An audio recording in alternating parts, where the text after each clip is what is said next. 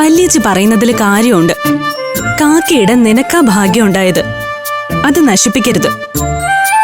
Training മുടക്കരുതെന്ന് അമൃതേച്ചി പറയുന്നത് അതുകൊണ്ട് തന്നെയാ. ഒരു 2-3 ദിവസം ഇവിടെ നിക്കണമെന്നല്ലേ ഞാൻ പറഞ്ഞുള്ളൂ, അല്ലാതെ ട്രെയിനിങ് മുടക്കിയൊന്നുമില്ലല്ലോ. മുടക്കി.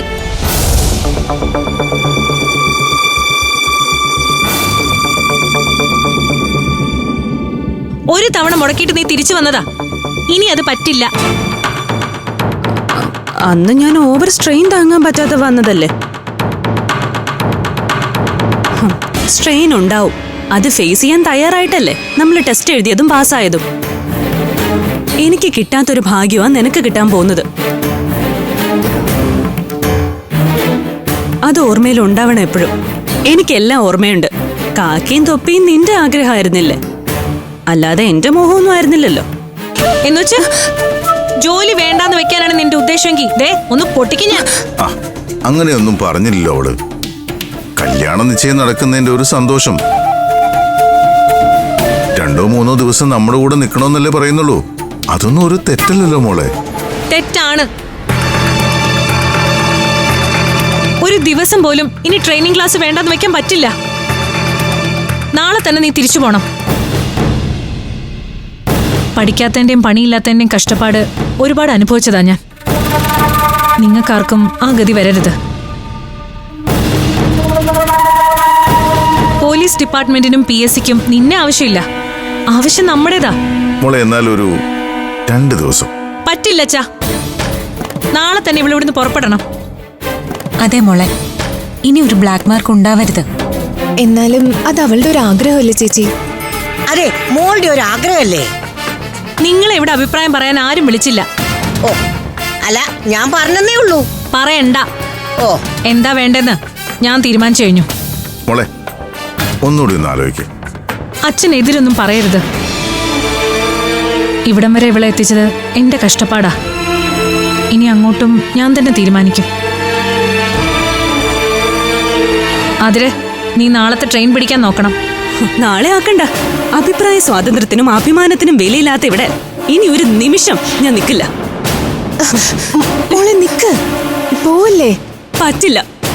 ഞാൻ ഇവിടുന്ന് പോയാൽ തീരാവുന്ന കാര്യങ്ങളല്ലേ ഉള്ളൂ. പുകഞ്ഞ കൊള്ളിയാണ് ഞാനെന്ന് അമൃതേച്ചിക്ക് തോന്നുന്നുണ്ടെങ്കിൽ ഞാൻ പുറത്ത്.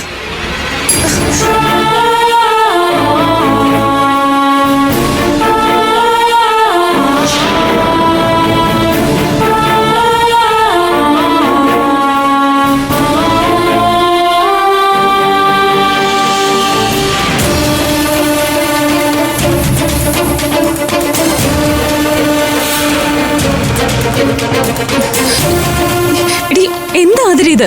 നീ ഇത് എന്തിനുള്ള പുറപ്പാടാ? പുറപ്പെട്ടു പോവാ ആരാധ്യ ഞാൻ. ഇനി ഇങ്ങോട്ടില്ല. ട്രെയിനിങ് അങ്ങ് തൃശ്ശൂര്, പോസ്റ്റിംഗ് കിട്ടുന്നത് ഏതെങ്കിലും പട്ടിക്കാട്ടിലായിരിക്കും. വീടും ഈ പഞ്ചരത്നവും ഇനി സ്വപ്നം കാണാനേ പറ്റൂ എനിക്ക്. എടി ആതിരെ, നീ ഇങ്ങനെ സെന്റിമെന്റൽ ആവാതെ ആതിരെ. ചെറിയ കാര്യങ്ങൾ ഇങ്ങനെ ഊതി വീർപ്പിക്കരുത്. അഖിലിച്ചേ, ഇവള് പറയുന്നത് കേട്ടില്ലേ? അമൃതേച്ചിയോട് പിണങ്ങി ഇവള് പോവാൻ നിൽക്കുവാ.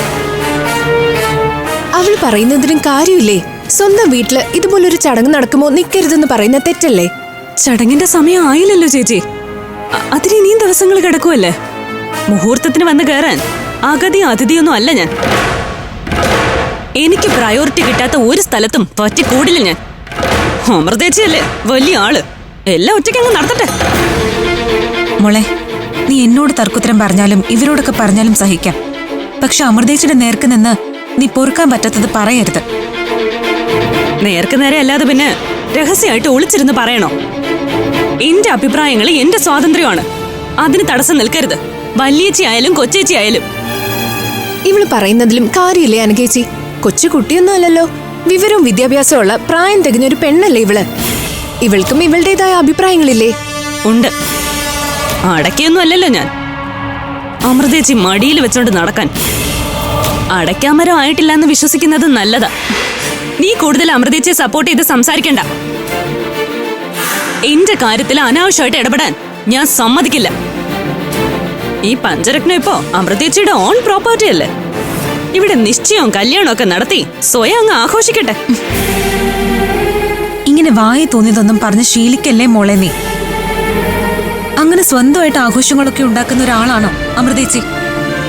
കുഞ്ഞുനാള് തൊട്ട് ചേച്ചി കൊണ്ട വെയില നമ്മളെ തണലത്ത് കിടത്തി ഉറക്കിയത് എനിക്ക് നല്ല ഓർമ്മയുണ്ട്.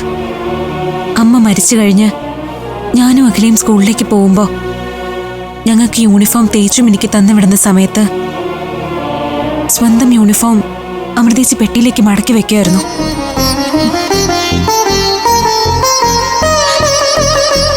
ഫ്ലവേഴ്സ് സ്മാർട്ട് ഷോ ശനി ഞായർ ദിവസങ്ങളിൽ രാത്രി 9:30 ഫ്ലവേഴ്സിൽ.